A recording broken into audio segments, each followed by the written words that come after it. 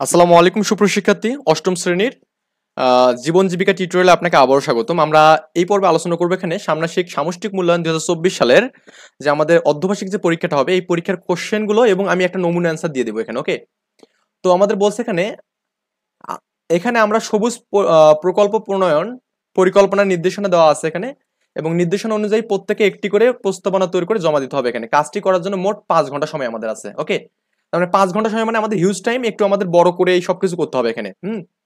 তো আমাদেরকে বলছে এখানে কাজ হচ্ছে একটি সবুজ পরিকল্পনা প্রণয়ন করতে হবে। এখানে আমাদের চারপাশে এমন অনেক সমস্যা আছে যা আমরা বিভিন্ন প্রযুক্তির মাধ্যমে ব্যবহার করে থাকি এখানে বা সমাধান করতে পারি। এখানে কয়েকটি ক্ষেত্র দেওয়া আছে। এখানে আমাদের ক্ষেত্রগুলো হচ্ছে, আমাদের দেখুন, আমাদের এখানে বিদ্যালয়ের আশপাশের পরিবেশ, নিজ এলাকার কৃষি, তারপরে বায়ু, বিদ্যুৎ, পানি, সৌর জ্বালানি শক্তি, স্থানীয় সামাজিক ও অর্থনৈতিক পরিবেশ, নিজ প্রতিষ্ঠানের পাঠাগার এবং বিজ্ঞানাগার বা ক্যান্টিন। তো আমি এখানে মোটামুটি এখানে এই যে এই বিদ্যালয়ের পরিবেশটা নিয়ে আলোচনা করবো এখানে। ওকে, তো বলছে এখানে নিচের পয়েন্টগুলো ধারাবাহিকভাবে উল্লেখ করে এক একভাবে প্রকল্পনাটির জন্য প্রস্তাবনা প্রণয়ন করতে হবে এখানে। তো আমাদের এখানে প্রস্তাবনা প্রথম অংশ বলছে নির্বাচিত সমস্যার বর্ণনা, আমাদের যে সমস্যাটা নিয়েছে সেটার বর্ণনা করতে হবে এখানে। ওকে, তো যে সমস্যার সমাধানের জন্য পরিকল্পনাটি তৈরি করা হচ্ছে তার বর্ণনা দিতে হবে এখানে। তো আমরা এখানে বর্ণনাটা দিই এখানে। আমি এখানে সমস্যাটা নিয়েছি বিদ্যালয়ের আশপাশের পরিবেশ নিয়েছি এখানে। ওকে, প্রস্তাবনা 1। তো আমাদের নির্বাচিত সমস্যার বর্ণনা দিচ্ছে এখানে। তো বিদ্যালয় ও আশপাশের পরিবেশের সমস্যাগুলোর সংক্ষেপ। তো এখানে কিন্তু বলা আছে, দেখুন আমাদের, যে আপনার যে কোনো একটা প্রণয়ন করতে হবে। তার মানে জাস্ট আমি একটা এখানে করবো, যে কোনো একটা। তো আমি এখানে এটা করতেছি, আপনার চাইলে এটা করতে পারেন। এখানে বলছে যে অবকাঠামোর সমস্যা, পর্যাপ্ত ক্লাসরুম, শিক্ষা উপকরণ এবং পানি, স্যানিটেশন এর অভাব থাকবে এখানে। তারপরে শিক্ষার মান হচ্ছে কি, প্রশিক্ষিত শিক্ষকের অভাব এবং আধুনিক শিক্ষাদানের পদ্ধতির অভাব এখানে। ওকে, এটা আমাদের দেব। তারপর নিরাপত্তা, বিদ্যালয়ের ভিতরে এবং বাইরে নিরাপত্তার অভাব এবং মাদক দ্রব্যের প্রভাব আছে এখানে। এটা হচ্ছে নিরাপত্তার মেইন সমস্যা। স্বাস্থ্য পরিচ্ছন্নতা, স্বাস্থ্যকর খাবার এবং পরিচ্ছন্নতার অভাব আছে এখানে। এবং সামাজিক সমস্যা হচ্ছে বাল্য বিবাহ, শিক্ষার্থীদের উপস্থিতি এবং মনোযোগ ঘাটতি এখানে এগুলো ঘটে। যাতায়াতের সমস্যা, নিরাপদ এবং সঠিক যাতায়াতের ব্যবস্থা অভাব এবং খারাপ রাস্তার সমস্যা হতে পারে এখানে। ওকে, আচ্ছা, যৌক্তিকতা, আমাদের এরপরে যে টপিক সেটা হচ্ছে যৌক্তিকতা দেওয়া আছে এখানে। দেখুন বলছে কেন এই প্রকল্পটি নেওয়া হচ্ছে তার যৌক্তিক কারণটা আমাদের দিতে বলছে। ওকে, তো বিদ্যালয়ের আশপাশের পরিবেশের সমস্যাটি যৌক্তিকভাবে বিশ্লেষণ করতে গেলে নিম্নলিখিত দিকগুলো আমাদের বিবেচনা করতে হবে এখানে। যেমন অবকাঠামোর সমস্যা, যৌক্তিকতা এখানে। ক্লাসরুমের ঘাটতি এখানে। ওকে, পর্যাপ্ত ক্লাসরুম না থাকায় শিক্ষার্থীদের শিক্ষা গ্রহণের পরিবেশ সুষ্ঠু হয় না এবং গাদাগাদি করে বসে, ফলে শিক্ষার্থীরা মনোযোগ দিয়ে পড়াশোনা করতে পারে না, যা যা তাদের শিক্ষার মানকে কমিয়ে দিচ্ছে এখানে। শিক্ষা উপকরণের অভাব এখানে। ওকে, প্রয়োজনীয় শিক্ষা উপকরণ নেই, বই, ল্যাবরেটরি সরঞ্জাম, তারপরে এখানে কম্পিউটার ইত্যাদি অভাবে শিক্ষার্থীরা প্রয়োজনীয় দক্ষ এবং জ্ঞান অর্জন করতে পারছে না এখানে। শিক্ষার মান এর যৌক্তিকতা এখানে দিয়েছে। শিক্ষকদের প্রশিক্ষিত শিক্ষক না থাকায় শিক্ষার মান তেমন ভালো হয় না। তো শিক্ষা এখানে বলছে, এখানে কি বলছে এখানে, শিক্ষকরা আধুনিক শিক্ষা পদ্ধতি এবং শিক্ষাদানের কৌশল সম্পর্কে সঠিক জ্ঞান অর্জন করতে পারে না, ফলে শিক্ষার্থীরা প্রয়োজনীয় শিক্ষা অর্জন করতে পারে না। তো শিক্ষাদানের পদ্ধতি বলছে এখানে, আধুনিক ও কার্যকর শিক্ষাদানের পদ্ধতি শিক্ষার্থীদের পাঠ্য বিষয়ের অতি আগ্রহ বাড়ায় এবং তাদের শিক্ষার মান উন্নত করে এখানে। মানসিক স্বাস্থ্যের জন্য ক্ষতিকর এবং তাদের জীবনকে ধ্বংস করে দিতে পারে এখানে। ওকে, তারপরে আমাদের এখানে স্বাস্থ্য এবং পরিচ্ছন্নতা এখানে যৌক্তিকতা এখানে বলছে। স্বাস্থ্যকর খাবার না পেলে শিক্ষার্থীরা শারীরিক ও মানসিক ভাবে বিকাশ সঠিকভাবে হবে না এখানে। এটি তাদের শিক্ষার মানের প্রভাব ফেলে এখানে। এবং পরিচ্ছন্নতা, বিদ্যালয় এবং আশপাশের এলাকা যদি পরিষ্কার না থাকে তবে শিক্ষার্থীদের স্বাস্থ্য ঝুঁকি বাড়ায় এবং বিদ্যালয়ের আসতে তাদের অনীহা দেখা দেয় এখানে। ওকে, সামাজিক সমস্যা যেমন আছে বাল্য বিবাহ হতে পারে, তারপর এখানে উপস্থিতির মনোযোগ অভাব এখানে। তো বাল্য বিবাহ শিক্ষার্থীদের জীবন শিক্ষা ব্যাঘাত করে এবং তাদের শিক্ষার সুযোগ কমিয়ে দেয়। এটি তাদের ব্যক্তিগত এবং পেশাগত জীবনে নৈতিক প্রভাব ফেলে এখানে। বিদ্যালয়ে উপস্থিত ঘাটতি এবং মনোযোগের অভাব শিক্ষার্থীদের শিক্ষার মান কমিয়ে দেয় এবং তাদের ভবিষ্যতের সম্ভাবনা হ্রাস করে এখানে। যাতায়াত সমস্যা এখানে, নিরাপদ ও সঠিক যাতায়াত ব্যবস্থা না থাকলে শিক্ষার্থীরা বিদ্যালয়ে যেতে আগ্রহী হবে না এখানে। তো আমাদের রাস্তার সমস্যা দিতে পারেন এখানে। ওকে, এগুলো একটু ছোট ছোট করে দেবেন এখানে, সমস্যা নেই। তারপরে আমাদের 3 নাম্বারটা বলছে কি, প্রকল্পের সাথে সংশ্লিষ্ট পেশা শনাক্তকরণ এখানে। তো এখানে আমি অ্যান্সারটা দিচ্ছি এখানে। তো শিক্ষাবিদ এবং প্রশাসনিক কর্মচারী যেমন শিক্ষক, শিক্ষাদান এবং শিক্ষার্থীদের মনোনয়ন করা এখানে। বিদ্যালয়ের প্রশাসন, আমাদের অবশ্যই প্রত্যেকটা বিদ্যালয়ে একটা করে প্রশাসন আছে, যেগুলো সরকারি, দেখবেন যে জেলা স্কুল যেগুলো আছে এখানে, পুলিশ লাইন যেগুলো আছে। বিদ্যালয়ের সার্বিক পরিচালনা এবং ব্যবস্থাপনা, অবকাঠামো উন্নয়ন এবং রক্ষণাবেক্ষণ কর্মী, স্থাপিত সিভিল এবং ইঞ্জিনিয়ার। কি বলছে এখানে, বিদ্যালয়ের ভবন, ক্লাসরুম, অন্যান্য কাঠামোর নকশা নির্মাণ করবে এখানে। রক্ষণাবেক্ষণ কর্মী, বিদ্যালয়ের ভবন এবং স্যানিটেশনের ব্যবস্থা রক্ষণাবেক্ষণ করতে হবে। স্বাস্থ্য স্যানিটেশন কর্মী, স্বাস্থ্যকর্মী, শিক্ষার্থীদের স্বাস্থ্য পরীক্ষা এবং স্বাস্থ্য সংক্রান্ত সচেতনতা করতে হবে। স্যানিটেশন কর্মী, বিদ্যালয় এবং আশপাশের পরিচ্ছন্নতা রাখতে হবে এখানে। নিরাপত্তা কর্মী, এখানে নিরাপত্তা রক্ষী বিদ্যালয় এবং আশপাশের নিরাপত্তা নিশ্চিত করবে।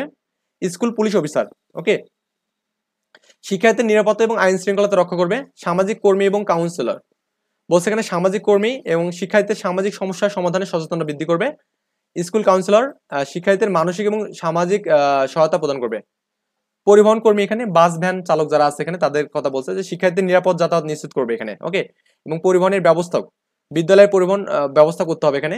সরকারি বেসরকারি উন্নয়ন কর্মী, তো এগুলো একটু জাস্ট দেখবেন এভাবে এনজয় দিবে। আচ্ছা, তারপর আমাদের এখানে দ্বিতীয় প্রস্তাবনাটা আমরা একটু দেখি। ভবিষ্যৎ প্রযুক্তির মাধ্যমে প্রস্তাবিত সমস্যা সমাধান এখানে করব। যেমন আছে ভবিষ্যৎ প্রযুক্তি হচ্ছে আমাদের স্মার্ট ক্লাসরুম হতে পারে, তারপরে অনলাইন শিক্ষা প্ল্যাটফর্ম হতে পারে এখানে, তারপরে এখানে নিরাপত্তা ব্যবস্থা হতে পারে এখানে, তারপরে স্বাস্থ্য স্যানিটেশন হতে পারে, ওকে।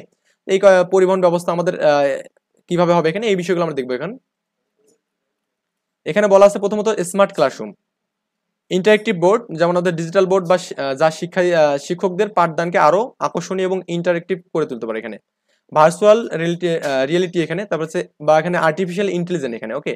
আচ্ছা, বা অগমেন্ট রিয়েলিটি এখানে, বা শিক্ষার্থীদের বিষয়বস্তু বাস্তবায়ন অভিজ্ঞতা দিতে পারে এখানে। তারপর ই লার্নিং প্ল্যাটফর্ম, শিক্ষার্থীরা অনলাইন ক্লাস যেমন কুইজ পরীক্ষা অংশগ্রহণ করতে পারে, এই বিষয়টা আমাদের এখানে শিক্ষা অ্যাপস এখন কিন্তু সব জায়গাতে শিক্ষা অ্যাপসটা আছে।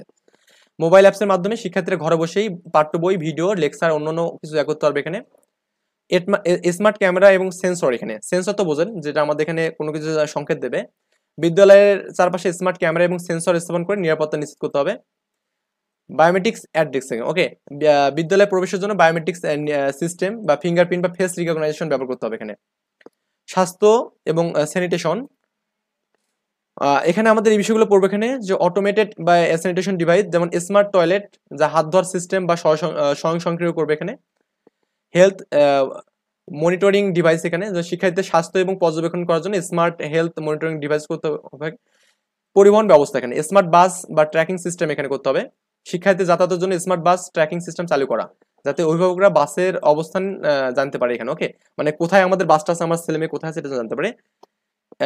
ইলেকট্রনিক্স কি বলছে, অটোনোমাস যানবাহন, এখানে বলছে পরিবেশ বান্ধব ইলেকট্রনিক্স যানবাহন স্বয়ংক্রিয় চলাচলের জন্য যানবাহন ব্যবস্থা করতে হবে এখানে। শিক্ষার মান উন্নয়নের জন্য কি হতে আমাদের এখানে কি সফটওয়্যার লার্নিং সফটওয়্যারগুলো এখানে ইনস্টল করতে হবে, এবং এআই টিউটর সিস্টেম করতে হবে। এআই মানে আর্টিফিশিয়াল ইন্টেলিজেন্স। শিক্ষার্থীদের দক্ষতা অনুযায়ী এখানে হচ্ছে কন্টেস্ট সরবরাহ করতে হবে, এবং কৃত্রিম বুদ্ধিমত্তার মাধ্যমে শিক্ষার্থীদের ব্যক্তিগত সহায়তা প্রদান করবে। যোগাযোগ ও পড়াশোনা, এখানে স্কুল ম্যানেজমেন্ট সফটওয়্যার, প্রশাসনিক কাজের জন্য স্মার্ট সফটওয়্যার যাতে উপস্থিত ফলাফল এবং অন্যান্য তথ্য ডিজিটালের মাধ্যমে সংরক্ষণ করা যায় এখানে। ক্লাউড স্টোরেজ, এখানে বলছে শিক্ষার্থীর অ্যাসাইনমেন্ট এবং অন্যান্য তথ্য সংরক্ষণের জন্য এটা ব্যবহার করতে হবে। পরিবেশের উপর ব্যবস্থাপনা, এখানে এগুলো জাস্ট একটু স্ক্রিনশট নিয়ে একটু এগুলো দেখবেন এখানে, ওকে। প্রকল্প কেন্দ্রিক সম্ভাব্য নতুন পেশার দক্ষতা অন্বেষণ, এখানে আমাদের কি বলছে এখানে দেখুন, এটা আমাদের স্মার্ট ক্লাসরুমের টেকনিশিয়ান দক্ষতা, এখানে হচ্ছে ইন্টারেক্টিভ বোর্ড বা ডিজিটাল শিক্ষা সামগ্রিক ইনস্টলেশন এবং রক্ষণাবেক্ষণ করতে হবে। তারপরে ভার্চুয়াল রিয়েলিটি, ওকে, অগমেন্টেড রিয়েলিটি এখানে করতে হবে। প্রযুক্তির সাথে কাজ করার দক্ষতা বাড়াবে। শিক্ষার্থীদের ডিজিটাল টুল ব্যবহারের সহায়তা করতে হবে। অনলাইন শিক্ষা কন্টেন্ট ডেভেলপমেন্ট করতে হবে, ওকে, এই বিষয়গুলো আমাদের দিতে হবে এখানে।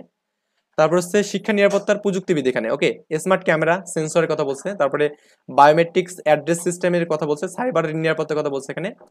স্বাস্থ্য এবং স্যানিটেশন ইঞ্জিনিয়ার, এখানে ওকে, অটোমেটেড স্যানিটেশন ডিভাইস ব্যবহার করতে হবে। এগুলো কিন্তু আমরা অলরেডি আগে দেখছি, তো এগুলোই বারবার এখানে মানে জাস্ট একটু করে দিতে হবে এখানে।